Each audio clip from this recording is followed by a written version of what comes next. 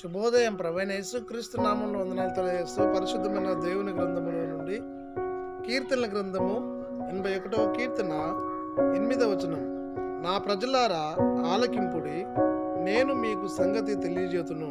అయ్యో ఇశ్రాయేలు, నీవు మా మాట వినే యెడల ఎంత మేలు. ప్రార్థన చేద్దాం. పరిశుద్ధుడా, ప్రేమ కలిగిన తండ్రి, వందనాలు, స్తోత్రాలు. వాక్యము ధ్యానిస్తుండగా మీ సన్నిధి మాతో ఉంచి నడిపించి దీవించమని యేసయ్య నామంలో ప్రార్థించడి వేడుకొంచున్నాం తండ్రి. ఆమేన్. దేవుడు ప్రార్థన ఆలకించే దేవుడు. నా ప్రజలారా, ప్రయాసపడి భారం మోస్తున్న సమస్త జనులారా నా యొద్దకు రండి అని దేవుడు మత్తయి సువార్త 11:28 వచనంలో పిలుపు వాక్యమును మనం చూడగలం. ఈ లోక ప్రయాసంలో బాధపడుతున్నటువంటి ప్రియ సహోదరి సహోదరుడా, దేవుడు నిన్ను నన్ను పిలుస్తూ ఉన్నాడు ఆయన మాట వినాలని. దేవుని మాట వింటే మనకు ఆశీర్వాదం. దేవుని మాట వినడం ద్వారా మనం మేలు పొందుకోగలం.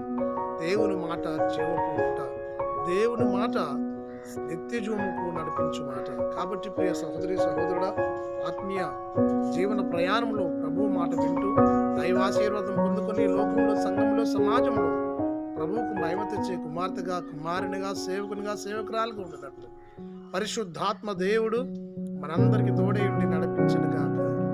ఆమేన్.